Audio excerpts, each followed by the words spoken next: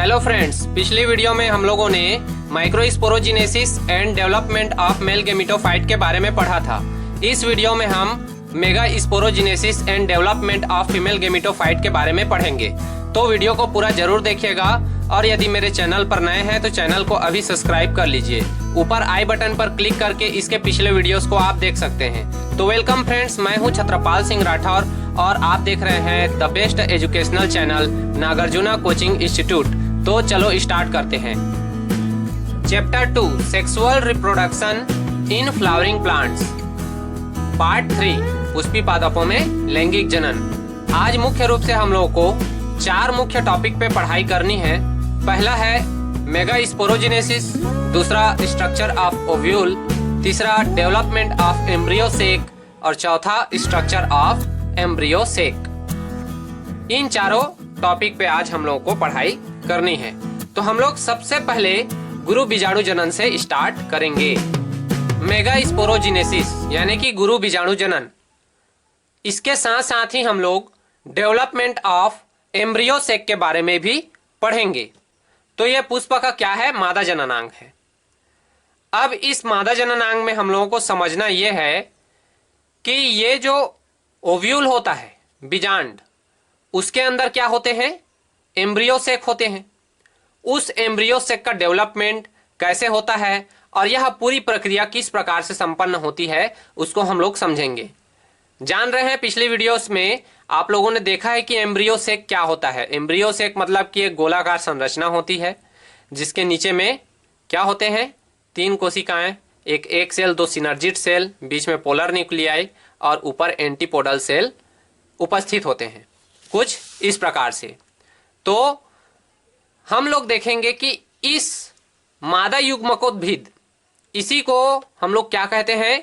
मादा युग्मकोद्भिद कहते हैं या फीमेल गेमेटोफाइट कहते हैं। तो इसका विकास किस प्रकार से होता है उसको हम लोगों को इस वीडियो में समझना है। तो सबसे पहले देखते हैं कि इस बीजांड का होता क्या है। बीजांड ओव्यूल ये प्रारंभ में कुछ इस प्रकार से होता है जिसमें किसी भी प्रकार का एम्ब्रियो सेक उपस्थित नहीं होता, अभी विकास हुआ ही नहीं है। तो आगे क्या होता है? इसी बीजांड के अंदर में जो जितनी कोशिकाएं दिख रही हैं, बहुत सारी कोशिकाएं, उनमें से कोई एक कोशिका क्या हो जाती है? आकार में बड़ी हो जाती है।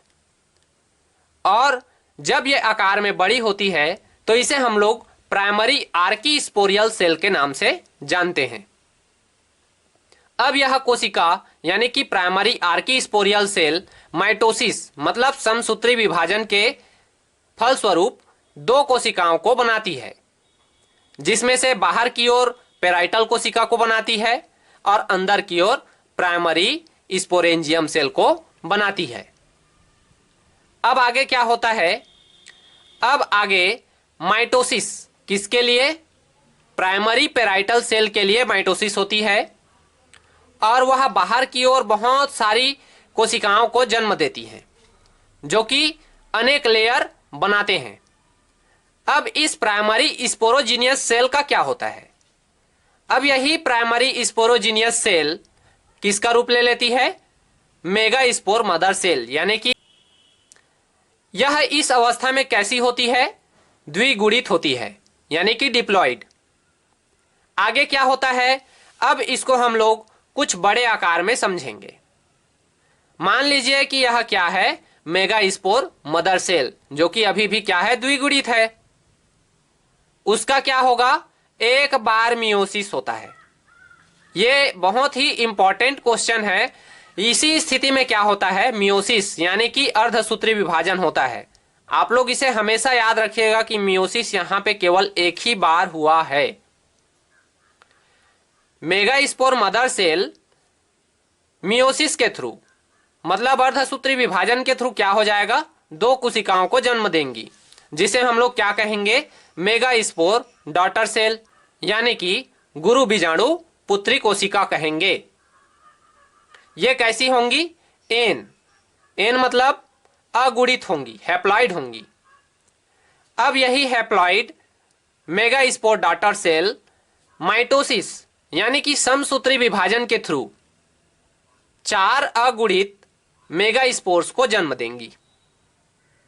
देख रहे हैं यहाँ पे क्या हो रहा है, माइटोसिस हो रहा है। आप लोगों को मैंने पिछली वीडियोस में माइटोसिस और मियोसिस में अंतर बताया था। मियोसिस मतलब कि यदि मातृ कोशिका 2n है तो उसकी पुत्री कोशिकाएं कैसी होंगी, n होंगी। और यदि माइटोसिस है तो माइटोसिस में क्या होता है, यदि मातृ कोशिकाएं 2n है तो उनकी पुत्री कोशिकाएं भी कैसी होंगी, 2n होंगी। यानी यहां गुणसूत्र ज्यों का त्यों रहता है और यहां पे आधा हो जाता है, इसलिए हम लोग इसको क्या कहते हैं, अर्धसूत्री विभाजन कहते हैं। अब इस चारों मेगा स्पोर्स का क्या होता है, चारों मेगा स्पोर्स में से 3 मेगा स्पोर्स क्या हो जाते हैं, डिजनरेट हो जाते हैं। मतलब उनका कोई भी कार्य नहीं रह जाता, वो व्यर्थ हो जाते हैं। एक ही बचता है, कोई एक इसमें से बचता है, जिसे हम लोग फंक्शनल मेगा स्पोर के नाम से जानते हैं। अब जान रहे हैं कि यह क्या है, अगुणित यानी कि हेप्लॉइड है। अब इसी का क्या होता है, अगेन माइटोसिस होता है। माइटोसिस मतलब कि समसूत्री विभाजन। अब देखिए यहाँ पे मैंने एक बीजांड की संरचना को यहाँ पे शो कर दिया है। बीजांड की संरचना शो करने का यहाँ तात्पर्य यह है कि आप बोलेंगे कि यहाँ से फिर अगुणित हुआ, फिर द्विगुणित हुआ, कैसे कैसे हुआ, बहुत सारे इसमें कंफ्यूजनिंग आ जाएगा। तो अगेन यहाँ से फिर क्यों ये सब प्रक्रिया हो रही है, उसको समझाने के लिए यहाँ पे मैंने बीजांड की संरचना को बनाया है। तो यहां से मेगा स्पोर मदर सेल से मेगा स्पोर डॉटर सेल, फिर मेगा स्पोर्स बने, फिर मेगा स्पोर्स में से 3 जने क्या हो गए, डिस्ट्रॉय हो गए, डिजनरेट हो गए, एक बचा। वो एक क्या करेगा, अभी यही तो एम्ब्रियो सेक बन रहा है ना, क्या बन रहा है, यही एम्ब्रियो सेक बन रहा है। इस एम्ब्रियो सेक की प्रक्रिया को हम लोग देख रहे हैं। प्रारंभ में थोड़ी ना बना है, यहां तक एम्ब्रियो सेक कहीं कहीं दिख रहा है क्या, नहीं बना है ना। तो हम लोग क्या कर रहे हैं, उस एम्ब्रियो सेक के डेवलपमेंट को देख रहे हैं। यहां तक आप लोगों का हो गया, गुरु बीजाणु जनन की प्रक्रिया यहां तक कंप्लीट है। ठीक, उसके बाद क्या करना है, हम लोग यहां से जितना आगे देखेंगे ये डेवलपमेंट ऑफ फीमेल गेमेटोफाइट यानी कि एम्ब्रियो सेक का डेवलपमेंट हम लोग देखेंगे। और साथ साथ क्या देख लेंगे, स्ट्रक्चर ऑफ एम्ब्रियो सेक मतलब कि भ्रूण कोश की संरचना।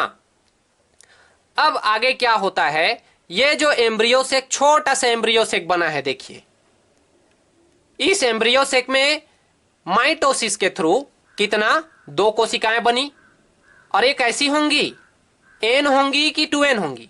भाई माइटोसिस है तो n से n ही बनेंगी ना। ठीक है, तो ये क्या होंगी, ऊपर वाली भी जो कोशिका बनेंगी n और नीचे वाली भी n। अब फिर ये माइटोसिस करेंगी, माइटोसिस के थ्रू क्या करेंगी, 2 से क्या हो गए, 4 हो गए। यहां पे 2 थे, वहां से क्या हो गए, 4। अब 4 से ये 8 हो जाएंगे, अगेन माइटोसिस के थ्रू। मतलब कभी आप लोगों को क्वेश्चन पूछ दे कि जो फंक्शनल मेगा स्पोर्स है उसके बाद ये जो स्ट्रक्चर बनता है यानी कि जो एम्ब्रियो सेक बनता है वो कितने समसूत्री विभाजनों के दौरान बनता है, तो आप बताएंगे 3 समसूत्री विभाजन के दौरान। एक यहां पे, एक यहां पे, एक यहां पे, मतलब 1 से 2 हुआ, 2 से 4 हुआ, 4 से 8 हुआ। तो ये आप लोगों को बताना है। तो माइटोसिस के बाद क्या हुआ, यहां पे 4 से 8 हो गए। तो देखिए मैंने जो रेड कलर में दर्शाया है उसको एंटीपोडल सेल से दर्शा दिया, जो यहां पे ऑरेंज कलर में दिखाई दे रहा है उसको मैंने पोलर न्यूक्लियाई से दर्शा दिया, और जो यहां पे लाइट कलर में दिखाई दे रहा है उसको मैंने सिनर्जिट सेल से शो कर दिया है, और जो ब्लू कलर में है उसको एग सेल से शो कर दिया है। तो इसमें से जो 3 एंटीपोडल सेल होते हैं, देखिए ऊपर की ओर 4 बने, 2 से 4, नीचे की ओर भी 2 से 4 बने, तो 4 में से 1 और इधर 4 में से 1 बीच में व्यवस्थित हो जाते हैं कुछ इस प्रकार से। अब इसे हम लोग क्या कहेंगे, पोलर न्यूक्लियाई। ऊपर में है उनको क्या कहेंगे, एंटीपोडल सेल, और नीचे बच गए 2 सिनर्जिट सेल के बीच में एक एग सेल।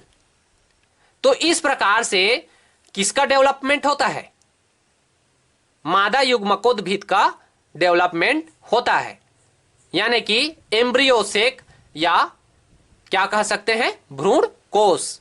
याद रखिए भ्रूण कोष ना, भ्रूण कोष नहीं, क्या, भ्रूण कोष। इस चीज को याद रखना है, बहुत जने कंफ्यूज रहते हैं, भ्रूण कोष और इसी के जगह में क्या आ जाता है, पोष। तो भ्रूण पोष कब बनता है? मैंने आप लोगों को पिछली वीडियो में बताया है कि जब भी कोई पराग कण किसी स्टिग्मा पर क्या होता है, अंकुरित होता है। अंकुरित यानी कि जर्मिनेट, ये स्टिग्मा है, यहां पे कोई पराग कण जर्मिनेट होगा तो यहां से पराग नलिका निकलेगा और वो बीजांड के माइक्रोपाइलर सिरे से क्या करता है, प्रवेश करता है। और बीजांड के माइक्रोपाइलर सिरे में प्रवेश करके वहां से फर्स्ट यानी प्राइमरी फ्यूजन के थ्रू, यानी कि जो एग सेल है उससे मिलता है सबसे पहले, और क्या बनाता है, 2n, जो कि भ्रूण अथवा बीज को बनाता है। और आगे चल करके क्योंकि उसमें पराग कण वाले जो पराग नलिका होती है उसमें दो केंद्रक होते हैं ना, एक एन प्राइमरी केंद्रक और दूसरा एन सेकेंडरी केंद्रक। तो यहां पे दो में से एक क्या किया, यहां से 2n बना लिया और भ्रूण का विकास किया। एक एन जो बचा वो किसके साथ जाएगा, यहां बीच पोलर न्यूक्लियाई से मिल जाएगा, तो यहां कितना एन हो जाएगा, 3n हो जाएगा ना। यहां देख रहे हैं एक एन है, एक एन और एक एन 2n, एक एन और 2n बराबर 3n। तो ये 3n जो होता है ना, यही क्या कहलाता है, भ्रूण पोष कहलाता है, भ्रूण पोष। और भ्रूण कोष क्या है, ये पूरा संरचना भ्रूण कोष है, कोष है। समझ में आ रहा है ना? तो इस चीज को, अंतर को आप लोगों को स्पष्ट रखनी है। अब ये क्या है, ये समझ में नहीं आया होगा अभी तक, तो आप समझ सकते हैं इस चित्र के माध्यम से। देखिए इस चित्र को, यहां पे अब बन चुका है क्या, एम्ब्रियो से, यानी कि भ्रूण कोष, ये बन चुका है यहां पे। समझ में आ रहा है ना? पहले क्या था, वो एम्प्टी था ना, यहां पे किसी भी प्रकार का भ्रूण कोष नहीं था। हम लोगों ने देखा, यहां पे देख सकते हैं, यहां पे किसी भी प्रकार का एम्ब्रियो से अवेलेबल नहीं है, यहां पे भी अवेलेबल नहीं है। उसी का तो डेवलपमेंट हुआ है ना उसके अंदर में। तो हम लोगों ने क्या देखा, भ्रूण कोष की संरचना को भी देख लिया। तो हमारा जो मुख्य 4 टॉपिक था, पहला मेगा स्पोरोजिनेसिस, दूसरा बीजांड की संरचना यानी कि स्ट्रक्चर ऑफ ओव्यूल, और तीसरा डेवलपमेंट ऑफ एम्ब्रियो सेक, और चौथा भ्रूण कोष की संरचना। इन सभी के बारे में हम लोगों ने समझ लिया और यह भी समझा कि किस प्रकार से भ्रूण कोष बनता है और बीज बनता है या भ्रूण बनता है। बीजांड की संरचना में यह क्या है, बीजांड वृंत है। बीजांड वृंत का काम होता है ओवरी से जुड़ाव। ओवरी से जुड़ाव कैसे, जब आप देखेंगे किसी भी चित्र को, यह मैंने बना दिया एक चित्र, किसका, मादा जननांग का, पुष्प का। यहां पे ये पूरा भाग क्या कहलाता है, ओवरी कहलाता है। इसी में क्या होता है, ऐसे करके बीजांड व्यवस्थित होता है ना। तो ये जो बीजांड है उसके नीचे में जो फ्यूनिकुल रहता है, यही बीजांड वृंत इसको ओवरी से जोड़ने का काम करता है। समझ में आ गया? अगला क्या रहता है, आवरण या इंटेगुमेंट। यहां पे देख रहे हैं इंटेगुमेंट क्या है, इनके जो ऊपर में सल्क दिखाई दे रहे हैं ये, तो उसका क्या है, सुरक्षात्मक आवरण है या ढकने का कार्य करता है। अगला हिलम या नाभिका, फ्यूनिकुलस का क्या है, अंतिम सिरा है ये हिलम। इसका मुख्य कुछ काम नहीं रहता उतना, ये ज्यादातर बीजांड काय को यहाँ पे स्टेबिलिटी प्रदान करने के लिए ही यूज हो रहा है वहां पे। अगला बीजांड द्वार, बीजांड द्वार यानी कि माइक्रोपाइलर या माइक्रोपाइल। तो यहाँ पे जो माइक्रोपाइल है उसका तो बहुत ही यूज है, इसका मतलब बहुत ही ज्यादा यूज है। क्या, क्यों? क्योंकि यहीं से होकर के पराग नलिका प्रवेश करती है ना बीजांड के अंदर में, फिर यहाँ पे प्राइमरी फ्यूजन, फिर सेकेंडरी फ्यूजन करती है। उसके बारे में मैं आपको नेक्स्ट वीडियो में पढ़ाऊंगा, ये प्राइमरी फ्यूजन, सेकेंडरी फ्यूजन, ये सब क्या क्या है, उस सबको नेक्स्ट वीडियो में मैं आप लोगों को बता दूंगा, टेंशन नहीं लेने का। तो यहाँ पे जो है, बीजांड के माइक्रोपाइलर सिरे से कोई भी पराग नलिका अंदर में प्रवेश करता है और फिर भ्रूण पोष तथा भ्रूण को विकसित करता है। समझ में आ रहा है ना? यही काम है इसका बीजांड द्वार का। निभाग यानी कि चैलेजा, बीजांड का आधारीय भाग है। ये जो चैलेजा है वो बीजांड का आधारीय भाग है, यानी कि उसका आधार प्रदान करता है उसको। अगला है भ्रूण कोष। भ्रूण कोष यानी कि मादा युग्मक। मैं शुरू से बता रहा हूं, ये जो है अंदर में, ये भ्रूण कोष है। तो इस प्रकार से आप लोगों ने भ्रूण कोष की संरचना को भी देख लिया, सभी चीजों को पढ़ लिया। अब इसमें कुछ इंपॉर्टेंट पॉइंट्स हैं, उनको आप लोग देख लीजिए। तो इंपॉर्टेंट पॉइंट्स क्या है कि ये बीजांड कितने प्रकार के होते हैं। तो इसमें पहला है क्या, ऋजुवर्ती या आर्थोट्रोपस। आर्थोट्रोपस मतलब a completely straight ovule with the micropyle At the apex ovule, a small body that contains the female germ cell of a plant development into a seed after fertilization। मतलब क्या होता है, यह बीजांड सीधा होता है जिसमें बीजांड वृंत यानी कि फ्यूनिकुल, चैलेजा एवं माइक्रोपाइल एक सीधे में व्यवस्थित होते हैं, बिल्कुल एक सीधे में व्यवस्थित होते हैं, जैसे कि आप चित्र में देख पा रहे हैं। ये ज्यादातर किस में पाए जाते हैं, जिम्नोस्पर्म यानी कि नग्न बीजी पादपों में पाए जाते हैं। तो इस चीज को याद रखिएगा। एग्जाम्पल क्या है इसके लिए, काली मिर्च। अगला है प्रतीत या अधोमुखी यानी कि एनाट्रोपस।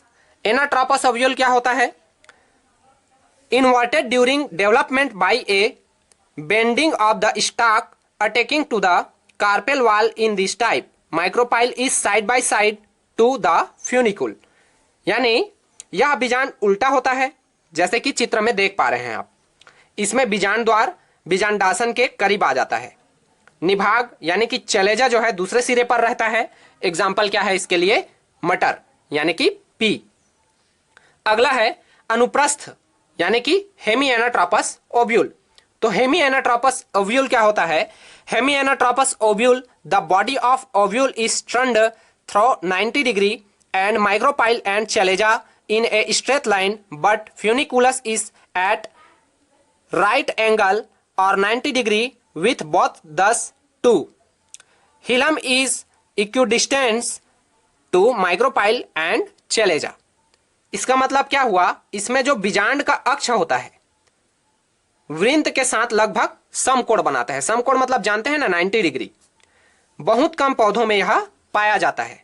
एग्जाम्पल क्या है इसके लिए, पॉपी। पॉपी याद रखिएगा, देख पा रहे हैं आप चित्र में। अगला है amphitropous ovule. Amphitropous ovule a partly inverted ovule turned back 90 degree on its stalk. Ovule a small body that contain the female germ cell of a plant development into a seed after fertilisation. और ये क्या हो जाता है, curve हो जाता है। इसमें जो एम्ब्रियो सेक होता है ना, वो कर्व हो जाता है। तो इसका मतलब हुआ इसमें बीजांड अपने अक्ष पर इस तरह घूम जाता है कि भ्रूण कोष पर्याप्त मात्रा में वक्रता आ जाती है, मतलब वो कर्व हो जाता है, बेंड हो जाता है। एग्जाम्पल क्या है इसके लिए, नींबू यानी कि साइट्रस या लेमन। अगला है कैम्पाइलोट्रोपस। कैम्पाइलोट्रोपस मतलब the ovule is curved. Example क्या है इसके लिए, मस्टर्ड यानी कि सरसों। यहाँ पे जो भ्रूण कोष है वो वक्र नहीं होगा, यानी कि कर्व नहीं होगा। इसमें क्या होता है, पूरा का पूरा जो ओव्यूल है यानी जो बीजांड है वही क्या हो जाता है, वक्रीय हो जाता है। तो इसमें सरसों जो है एग्जाम्पल है। अगला कुंडलित। कुंडलित मतलब सर्सिनोट्रोपस। सर्सिनोट्रोपस ओव्यूल क्या होता है, circinotropous ovule is a type of ovule where the funicle is long creating nearly a full circle around the ovule with micropyle pointing to upward direction। मतलब आरंभिक अवस्था में यह बीजांड ऋजुवर्ती होता है। ऋजुवर्ती मतलब आर्थोट्रॉपिक रहता है, वृद्धि के साथ अधोमुखी हो जाता है, किंतु पूर्ण वृद्धि कर लेने के बाद बीजांड अपने अक्ष पर कुंडलित हो जाता है। बीजांड जो है अपने अक्ष पर क्या हो जाता है, कुंडलित हो जाता है, और वो घूम फिर करके एक जलेबी जैसा हो जाता है, सीधा सीधा कहा जाए। पूर्ण विकसित बीजांड का वृंत उसे अधिकांश भाग में रहता है। इसके लिए एग्जाम्पल है ओपनसिया यानी कि नागफनी। तो इस प्रकार से हम लोगों ने बीजांड के प्रकार को देखा। यदि यह वीडियो अच्छी लगी हो तो इसे खूब से खूब शेयर करें, अधिक से अधिक स्टूडेंट्स तक पहुंचाएं। तब तक के लिए बाय फ्रेंड्स, जय हिंद, जय भारत।